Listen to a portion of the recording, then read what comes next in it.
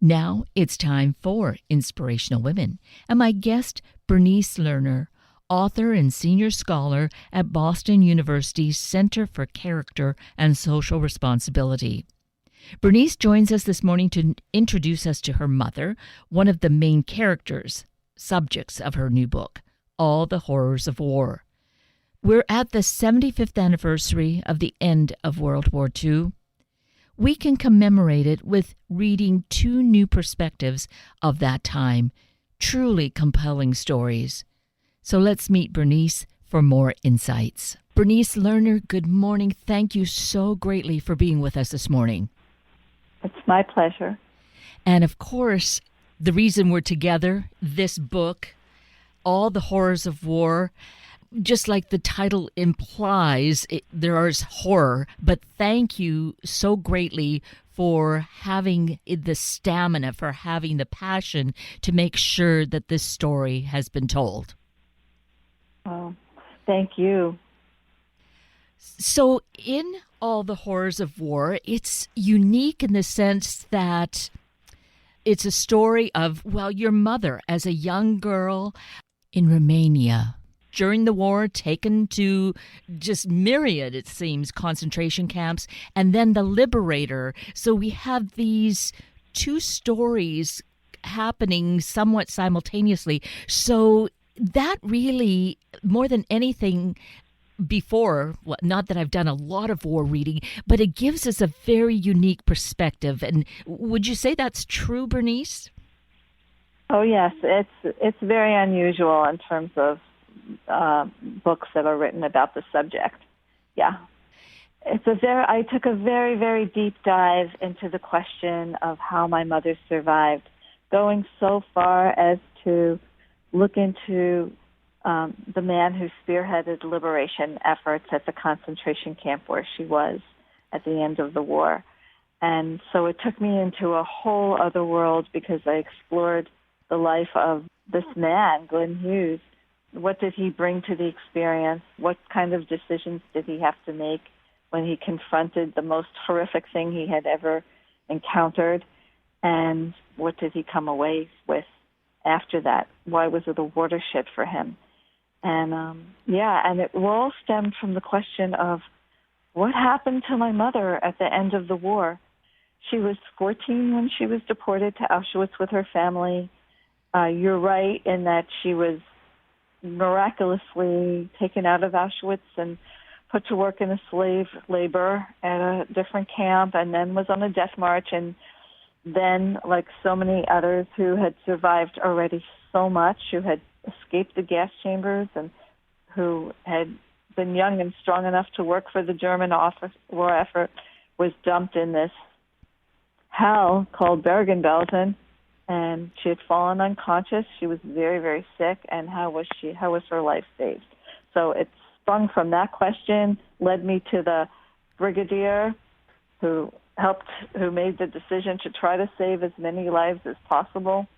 And that's how I uncovered this other story and told the story of two lives over 1 year's time. And it's a compelling story. It's so critically important for all of us to know that this happened. That was 75 years ago now. Yes. When the war ended. We're looking at 75 years. And still, this is, I'm sure, for your mother, who is still living, correct? Yes, she's 90. Yeah. Yes. So amazing and still quite active in life, but that's jumping ahead. How did you ask the question, or was your mother already at a young age telling you some of her story, or when did this come to you, Bernice? So I learned about the war before the term Holocaust even came into existence. It was the war. And it came to me very organically. It started when I was very young. When I was really little, I would delay bedtime by just seeing if I could keep her talking and asking her questions about her childhood. And she had this really interesting childhood, she was in Romania and I was in Long Island, New York, and she came from a poor family. She was the second of 6 children, and she had all these incredible stories to tell me about her youth. And then she had this post-war chapter of her life before I came into existence. She lived for 10 years in Sweden. And while she was there, I didn't really realize the extent of it till I began really writing the book, how much she suffered after the war in Sweden because she had tuberculosis and she was in and out of TB sanitarium because she was so sick after Bergen-Belsen. And but she had adventures in Sweden too, so she had this whole other culture and life to tell me about. So when I was a child, I learned about her childhood and post-war years, and when I was a teenager, at the time she was going through the worst period of her life when her parents were taken away and killed and they were deported to Auschwitz, that's when she told me about the horrors that she witnessed and endured. So that's how it came out. And then we subsequently just could always jump back to different points of her life, and I could ask her questions, and she would willingly tell me what happened. She would always answer my questions thoughtfully and truthfully. Which is such a blessing, and what a gift to have her be that open, because I think that many people just didn't want to even give it another thought because it had been so horrific. You're so right, Kate. In many survivor households, either it was just too painful. It was too painful for the survivors to talk. Well, sometimes they did later in life if they survived after retirement. Maybe they felt the moral obligation to bear witness, but most often they didn't talk about it, and they didn't necessarily want to tell their children. They were busy rebuilding their life, and it was too painful to recall. And sometimes children didn't want to ask because who wants to take their parents back to a place of such trauma and tragedy and loss and pain. So we had an unusual dynamic, me and my mom. And I think maybe one of the things is just our personalities. And the other thing was that she was so young when she had gone through it. So she had a childhood that anchored her, and she exercised her own agency during the war. I was very impressed with her when I was hearing her stories as a teenager, because she was a young teenager when she went through it, and she outwitted the Nazis. Yes. So I was very impressed and taken with her, and also the way she was as a mother. And she was incredibly resourceful and generous and kind and lovely and loved by so many, and I was really lucky to have her as a mom. And isn't that something to have that kind of spirit? It obviously was so strong to survive all the horrors that she had. And maybe it's the way that she did maneuver through it. It's incredible how strong she was for a teenager, and how determined and just so wise, and how she looked at everything and decided how she would proceed further forward and help others along the way, like her sister and some of the friends from her village. Yeah, I think that it was very hard to survive if you were by yourself. People did try to, if they didn't have a sibling with them, they tried to have a community or a friend or somebody to live for and to help and to be, especially women, I think, were doing that. And of course, it could have been very difficult to have a mother with you because sometimes they weren't as physically able to endure some of the things. So to witness the demise of a parent was a terrible thing. And for a parent to witness the death of their child is, of course, just unspeakable, unimaginable, and painful. And she was just her and her sister going through it. And they really survived for each other and helped each other a lot during the war. And that is such an incredible story. Yes, that as as girls at home, they were so different and not necessarily the best of friends. But here, that family bond, that sisterhood really pulled them together and helped each of them survive. Yes, absolutely. Yeah. And in turn, the other members, the friends, and some of them, there were, I think, a couple of mothers, weren't there, like more mature women that were with them in the group, right? Yeah, yes, there were. And I don't know how many of them ultimately survived. They were that was from when they were in the slave labor camp. There were some women who survived with their young, they could have been young and strong in their late 30s, early 40s, and they could have had a teenage child with them. And if they came to Auschwitz at a certain period of time when the Nazis were making their selection and they desperately needed help in their slave labor in the midst of the war, there was a manpower shortage. If they were young and strong, they could have both, maybe the mother and the teenager could have been selected to be together. But if parents came with young children, there was no chance. There was no chance. They were just, unless some mother was coached to give a baby to a grandmother, she went to the gas chamber with the baby. The Nazis didn't want to separate them. So, so my mother's mother, my grandmother, was killed probably right away after arriving in Auschwitz with the little ones and their family. And my mother was pushed to go with the young woman, even though she was 14, and really the Nazis were not interested in anyone under 16 or 18 or someone strong who could really work. She was pushed together with the other young women and then subsequently lied about her age.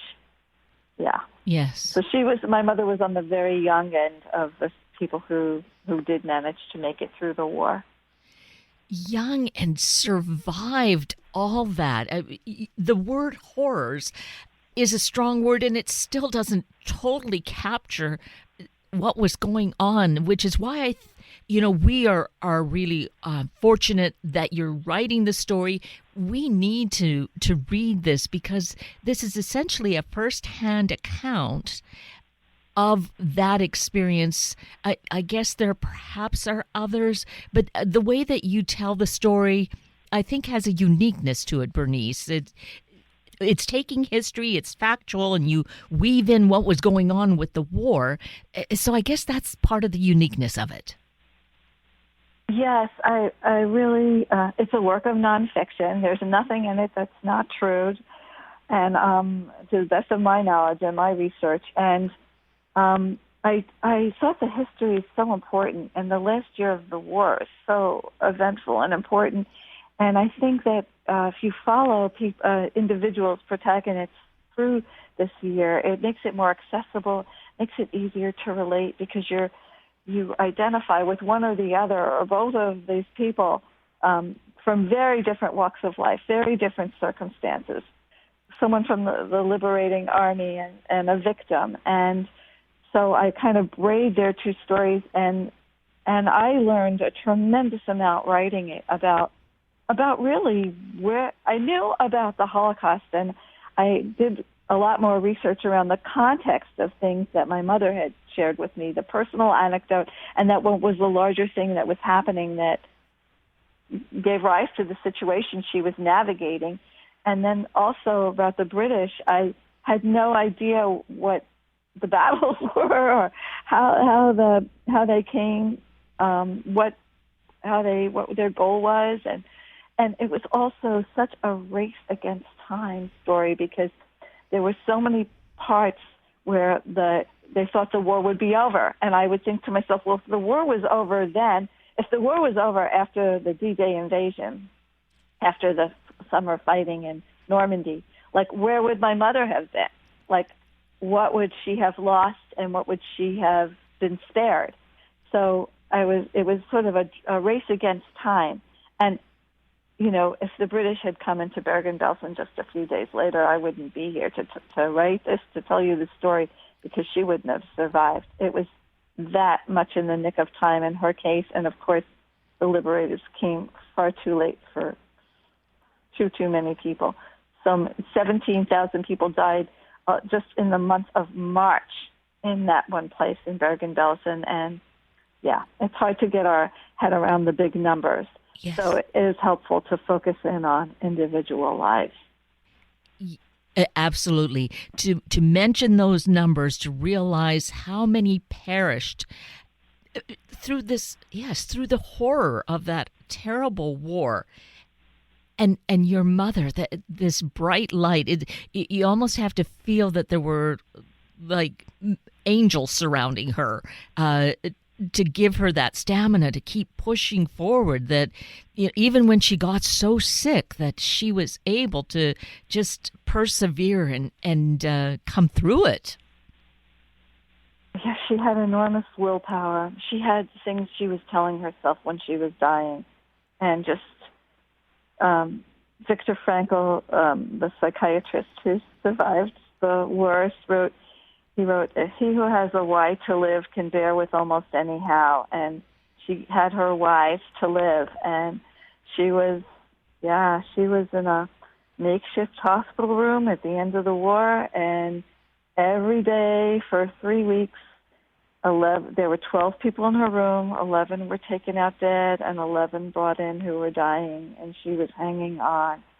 And so she exercised enormous will at that point. And she was so strong. She kind of was a little orphaned girl, emaciated and very diseased, and she kind of defied characterization, as did the British brigadier, who kind of was a military war hero, decorated, had done heroic things during World War I and World War II. And here he was in Bergen-Belsen, also defying characterization, in that he was breaking down, crying, because he had never seen anything like what he saw when he came into that camp.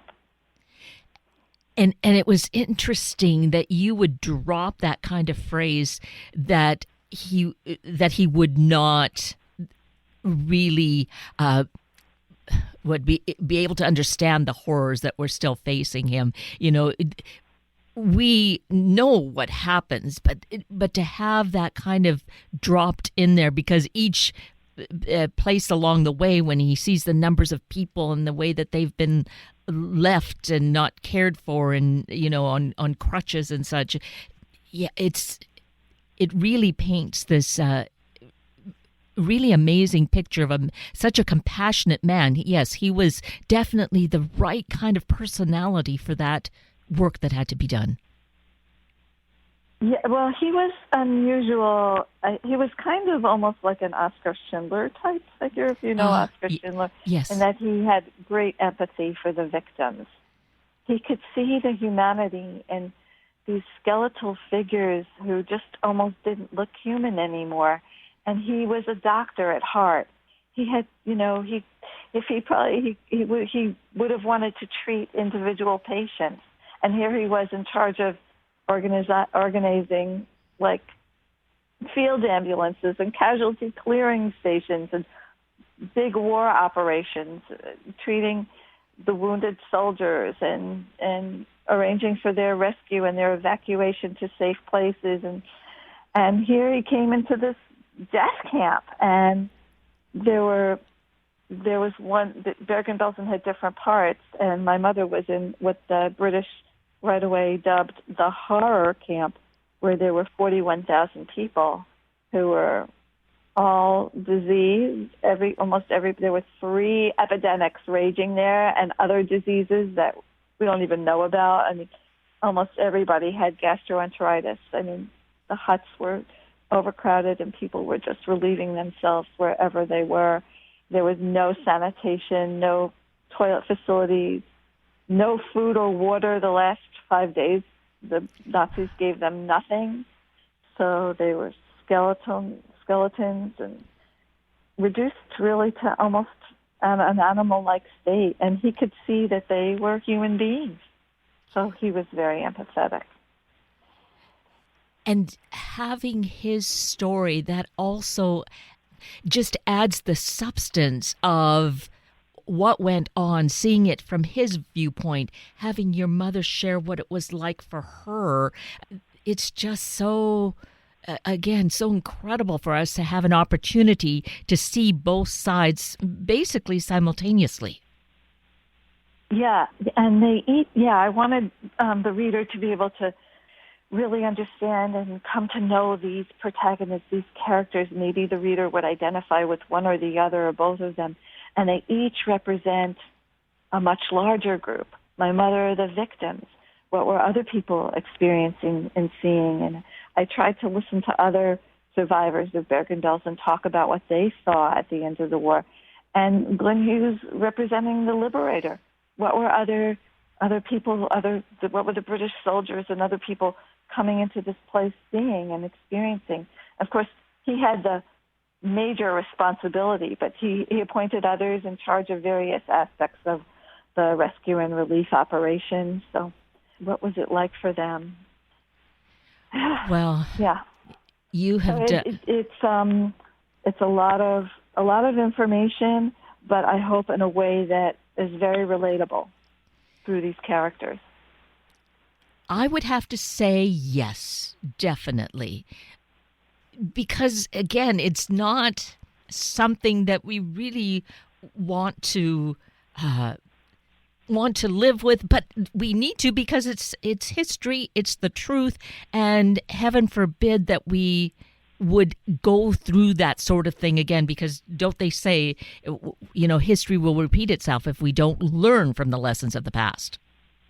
Yes, and I have to tell you that what we're going through now, this pandemic, is absolutely, it doesn't compare. You can't really say them in the same breath, right? Right. But I have to tell you that what I read in the newspapers every day, there's something that reminds me of the medical work that was done in Bergen-Belsen, because there are certain things like, do you want to hear some yes. of the parallels? Yes. Yes. So, the total shock of how this pandemic, the coronavirus descended upon us, and the unpreparedness and the scrambling to get resources, and just trying to, and that's what, Bergen-Belsen, they weren't prepared for this, and Glenn Hughes had to call for help from wherever he could, any corner that he could think of. Typhus experts were brought in,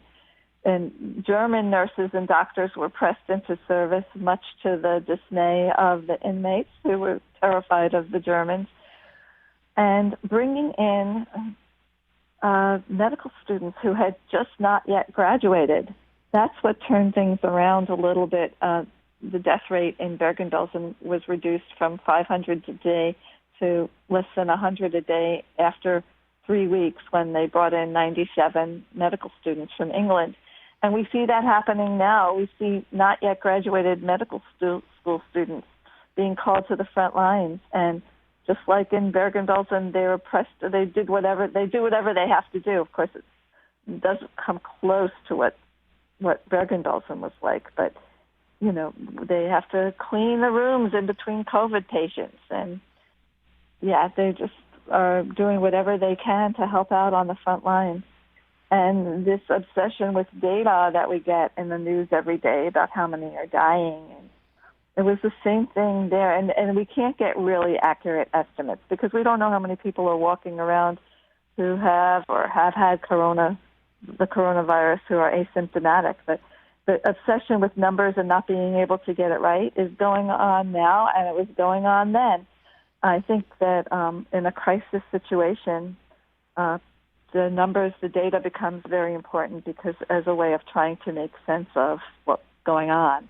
I think for me, the Holocaust and what my mother went through is very present and very relevant, and I think about it a lot. It's very immediate, and I know that it feels like ancient history to some people and young people, and that worries me and that scares me because it's such an important part of human history, and I do think people need to know what happened.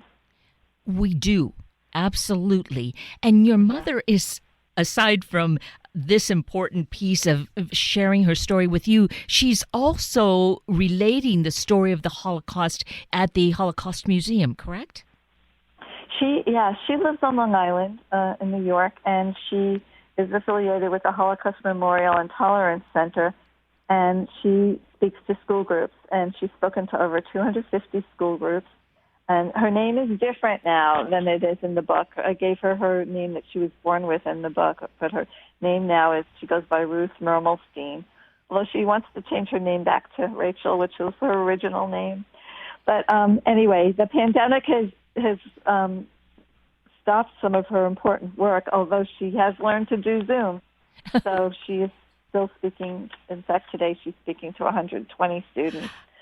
So she's told that she tells them that they are now witnesses, and they are the last generation to hear directly from an eyewitness, and now they're witnesses going forward, and they have to counter Holocaust denial and stand up and speak out for what is right.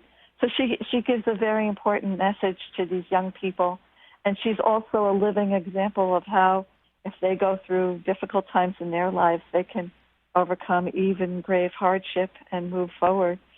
So, yeah, she's wonderful, and I'm very grateful she's still alive, and she could help me with the book, and yeah.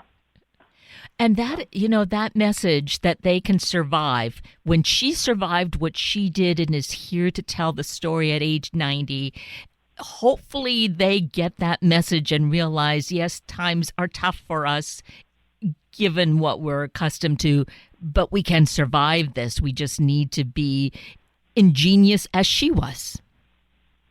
Yes. So are some of her presentations recorded that people could go to them and listen? Well, she does. She has been videotaped through the Eyewitness Project, Steven Spielberg's project that's at the University of Southern California. And there are some video clips of her, I think, on YouTube, perhaps. Unfortunately, not all of her talks to school groups have been taped. But anyone can get in touch with her through the Holocaust Memorial and Tolerance Center in Nassau County. And, of course, her story is told in my book in detail, more than she could ever say in a talk that she gives. And it's been vetted by her. The chapter drafts have gone back and forth. And I tried to get it as accurate as I could for both her telling her story and the Brigadier's story. It is important. I can't even underscore how critically important this story is. And, in thinking of the videos, I was just thinking of, hearing a person's voice kind of puts it in our head. But this is the greater version of the story, so we have that detail. The book, All the Horrors of War, is, of course, now available for any of us to purchase. And I keep stressing that here in the greater Seattle area, the small bookstores are also shipping books at this time. So we can always request a book through those bookstores. But it's available online as well, isn't it, Bernice? Yes, it is. And I think I might even have links to clips of my mother on my website. There's certainly a lot of more pictures and things on it. So anyway, I'm at BerniceLerner.com, www.BerniceLerner.com. Yes, a really important website as well. So together, the website and the book is going to give us a most important history lesson that we could ever really hope to find, because of just, again, putting these parallel stories together, both of these very important people in history. Typically, we wouldn't hear about your mother, about Ruth or Rachel, as she is in the book. And maybe if we're history buffs, we might read about Glenn Hughes. But here, with the way that you've written, Bernice Lerner, the way that you've written All the Horrors of War, we really do get such a complete picture. Yeah, I think you learn about the people and the history. Yes. And that really makes it succinct. Yes, it's pretty short book. It is. For a lot of, I'm hoping it's a quick read for people. Amazingly, it is quite a quick read. Even with all the notes, I'd find myself flipping back to see what what this might reference, because there's a little bit more story sometimes with your footnotes, but Yes. but the story itself. Yes. Well, Bernice, this has been just such a privilege. I've greatly appreciate this time with you, and thank you to your mother. I just wish her all the best going forward. She is truly an incredible woman with a really incredible daughter. Oh, thank you so much, Kate. Thank you. And with that, we're at the end of a very full hour of Inspirational Women with Bernice Lerner and Sunday Morning Magazine with Scott Turow. I'm Kate Daniels, your host, and I greatly appreciate your having shared this hour with me and these special guests. For details you might have missed or information you'd like to know, please just send me an email, kated@warm1069.com, and I will get right back to you. Also, if you'd like to listen again or share these important stories with your family and friends, find the podcast on our Warm 1069 webpage. Click on the podcast tab, then Sunday Mornings, and then look for the show and guest names. I now wish you and your family a day of remembering and committing to making the world a better place. Have a week of the same, and then please plan to join me again next weekend for another hour of Sunday Morning Magazine and Inspirational Women on Warm 1069. Good morning.